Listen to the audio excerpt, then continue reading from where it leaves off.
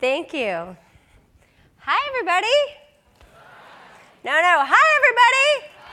Okay, there we go. Now you guys can come on stage. I want to get the energy high because these are two rock stars, and you're at a rock concert, so I wanted you to see the rock stars.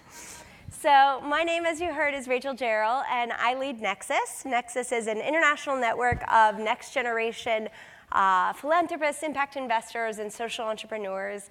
And we are here to talk to two of the rock stars from our community. At NEXUS, people come from notable families of great social innovators, but we ask them not what does your family do, we ask what's your passion. So today, that's what we're here to talk about. So I'd love to introduce to you Matt and Heidi, who will tell you their stories and their passions and where and if they intersect with their families. So Heidi, why don't we start with you? Absolutely. Hello, everyone. I am Heidi Roddenberry, and I'm the chair of the board for the Roddenberry Foundation. If the name doesn't mean anything to you, Gene Roddenberry was my father-in-law. He created Star Trek. And yeah, all right, we got a few fans in there.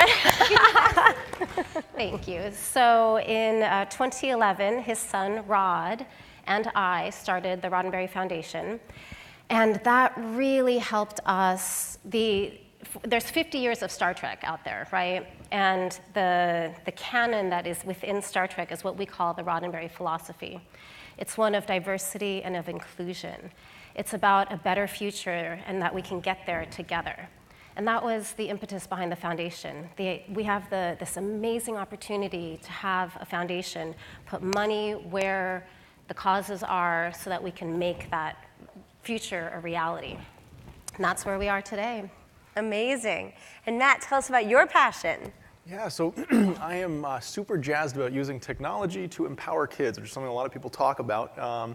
But just real quick to sort of get to how I got there, I lived in China for a year when I was 11. And with a Chinese family, my parents stayed in the United States. I think I was grounded for a long time.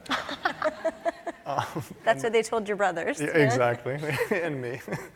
When I was 16, I started a foundation working in rural orphanages and spent about a decade doing that and realized around 2010 with the smartphone kind of growing that it was going to enter emerging markets in a huge way. And since then, billions of people have gotten access to technology, to the internet, to access to all of the stuff that means. And there it means more to them than it means to us because it's information for the first time. And so we were actually building computers for emerging markets because the smartphones were going to happen, but computers are still the thing that we all work on and study on. And what we realized as we were building the best computer for education for kids there was we'd built the best computer for education for kids here. And the biggest thing is really around coding education. We saw that we could empower kids there to learn to code where there wouldn't be teachers. Because we had an insight that most of the kids that went on to become our engineers actually learned to code in the same way, which is by hacking their video games. Everyone wants to cheat in their video games, apparently. And so what we ended up realizing was that you could build games, not kind of those 2D like gamification games, but like 3D worlds like Fortnite, where you could hack Fortnite. There was real production quality games.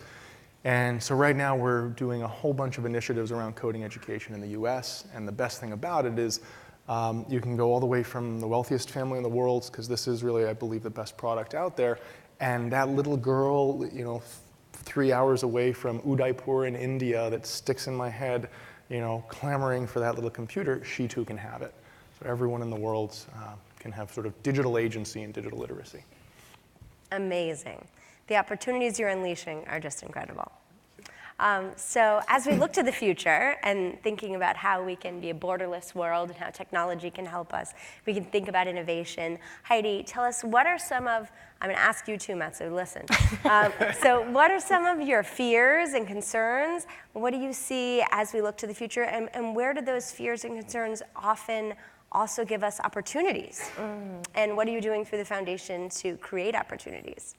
Well, so I sit here as a traditional foundation. We're about a small, medium-sized foundation. We have about 90 million in assets, giving away about 4 to 5 million a year. What's interesting to us is by looking at the history of what's been happening with philanthropy, the evidence is showing that charitable giving is broken. Billions of dollars are given every year, yet the same issues seem to persist on and on. So one of the things that we're doing is choosing to do things differently. We don't really support charities directly anymore, and instead we're looking at crowdsourcing solutions. Part of the ethos of what the Roddenberry Foundation is that we believe in diversity and inclusion.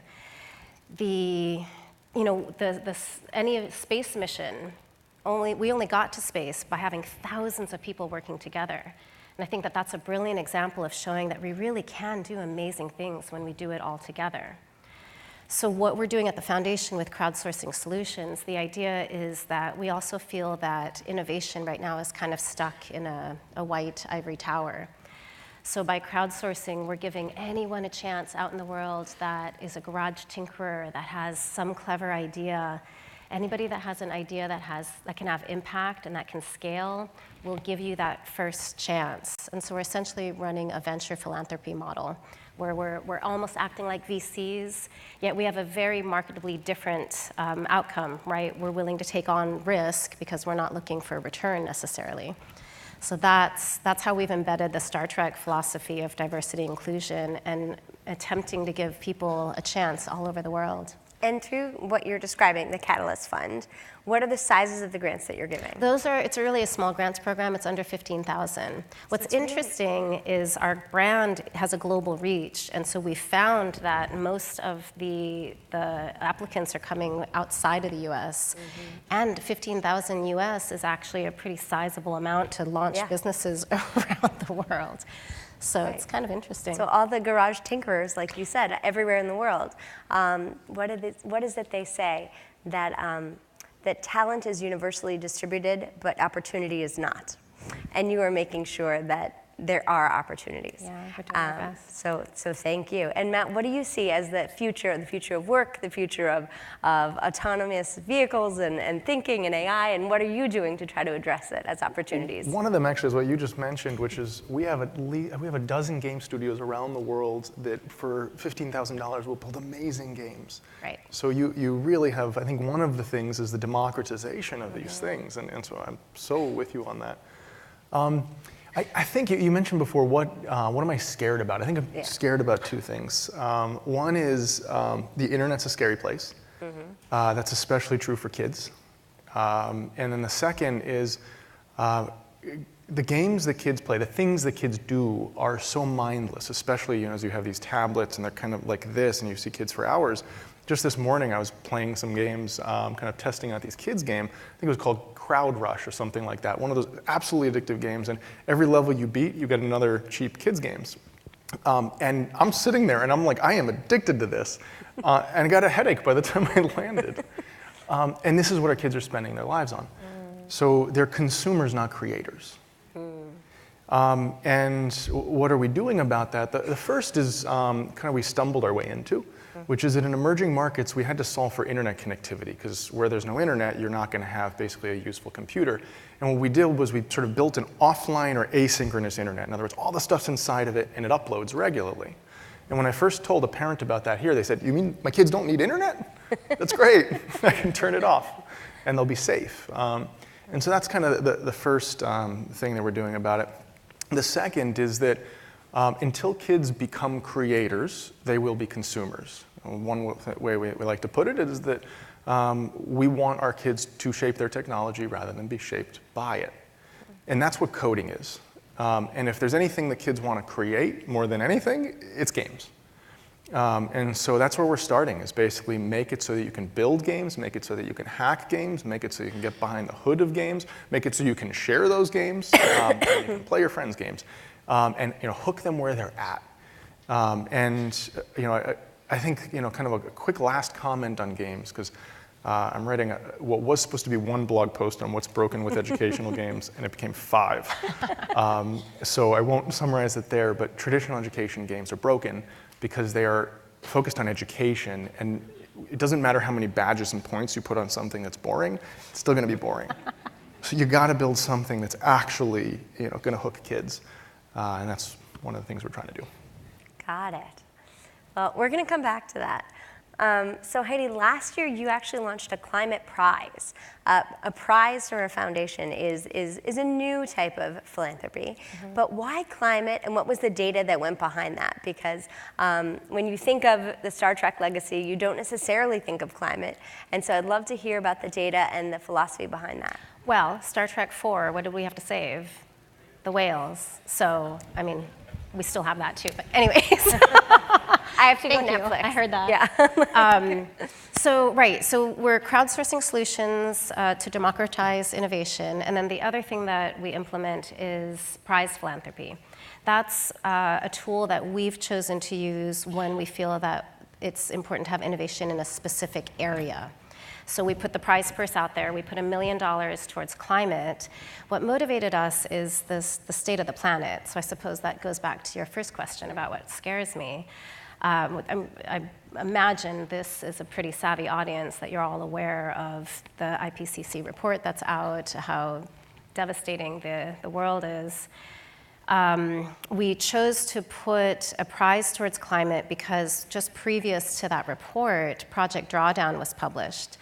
Project Drawdown is a collection of data from several hundred climate scientists where they published actual solutions to the climate crisis. And so out of the top 10 solutions, we found it very interesting because they're not the typical solutions that we casually hear out there about what cars we drive and what light bulbs we use. Two of the most interesting ones to us, the third and the fourth solution, are food-related, and then the sixth and seventh solution are related to educating girls. And we thought that those were so interesting because they're not common in the vernacular around environmental issues, that we pointed to those two solutions and put a $1 million prize out there to see if anyone could innovate for educating girls and food innovations. So that's how we wrapped a prize around there, and I'm happy to say that we found some pretty amazing groups working out there in the world. That's incredible. Yeah. So cool. So Matt, for years Star Trek has been using entertainment in place of education to excite generations about science and space and the future and what it could look like. And now we go back and watch some of these episodes and think, oh, we have some of these things, and some of these other things we think, when are we going to get them and why don't we? So how are you using games and entertainment to solve for teachers who aren't in a lot of these places? And how are you using that entertainment concept through gaming to educate and inspire? Yeah, I mean, it's funny, you talk about Star Trek. How many amazing things have been inspired? How many amazing kids have been inspired because you have something that is so inspiring? And you look at, like, in the game space, Minecraft and Roblox have been a bigger path to kids learning to code than perhaps anything. So really, it's about building something that kids want to do to get at scale. And I'd say that goes across just what I'm doing. That's in everything. I am blanking on the Leonardo DiCaprio movie about climate change, but apparently that did more to move the needle on climate change awareness than anything else. And that was a movie for entertainment. Yeah, it's a really powerful tool. So I want to now focus out on all of you. You have an audience here of incredible innovators, brands, philanthropists. I'd love for you to give them some advice. How can they help you in the work that you're doing? And what is your challenge to them as they go back into the real world and out of the Zeev-created utopia that we live in when we're here together today? Good question. So one thing that is it's a big question for everyone, really. Everything that we're doing is in an effort to look at things in a holistic way, right? The Earth as a system, and systems change. And part of the challenge that's happening in charity and charitable giving is we have all these charities that exist, a lot of redundancy, right? A lot of parallel processing. And funders, and we're guilty of it too. We find one charity, we fund that. We're not experts. It's a big mess. And so how can we all start working together better and being more efficient? And how do we collaborate more? How do we put more transparency out there? As a foundation, we're making our effort to publish any findings we find for any of the prizes that we do, any learnings that we have come upon, we're publishing. But I say, who's in? Who wants to do this better? And let's make it happen. Can we have a show of hands? Who's in to help Heidi do philanthropy? You guys want to do it? All right. Yes. All right. It's a We good got a few. beginning. I like it. I like it. Matt, how can people help you in your mission, and what's your challenge to them? Yeah, so I think about this a lot because there are a lot of big organizations, whether nonprofit, for-profit, that have incredible might and leverage in the world. And there are a lot of nimble, innovative organizations trying to do good in the world. And these little organizations don't have the impact and the might of the big organizations, and often the big organizations don't have the impact orientation and the nimbleness and the creativity and the innovation that comes from being small. And yet, I believe that particularly with the advent of technology, whole new things have been blown open. And you're going to, you see that in so many more industries. And you're going to see that increasingly in philanthropy and impact. But there aren't that many people in the world focused on that. And like, you all are among them. You're here for that reason. And so what I would encourage you to do, wherever in that spectrum you are, fight for it. Because there aren't many of us. And I think right now what we see is just a fraction. What's evolved to date is just a fraction of what's possible. But it requires people pushing the frontier on that. Exactly. So I'm going to ask people to do an exercise with us as we close. So can you please stand if you have a child yourself, or if you have a child that you mentor under the age of 18? Shall I stand too? You can stand. Heidi can stand too. Okay, and now can you stand if you have a social media account that people look to for whatever reason, whether it's your best friend from middle school, but that people look to learn about what matters to you? Other people say standing too. Parents and social media people. And now stand if you're affiliated with a brand that has some way of influencing the way people think, act, behave, or consume goods. So now that we're all standing, I want you to ask yourself today, looking at Heidi and looking at Matt, what do you stand for? Because you have young people looking to you, your children or others. You have consumers looking at you. You have social media people following you, and they want to know what direction we want the future to look like. And so I'm asking all of us, what do we stand for? And to remember that as you go home, go back online, talk to your families, and when you go back to your brands and your companies and your offices. Because what you stand for right now, you should stand for every day and in every way. And I learned that from people like Matt and like Heidi. So thank you. Thank you. Thank you. I actually want to thank Rachel here, because most of you in the audience wouldn't know this. But the last time that Rachel asked me to stand on stage with an incredible young woman was actually the spark that got her to become my bride. Aww. So thanks to her, I would like to give an applause for my future wife. Thank you to Matt. So yes.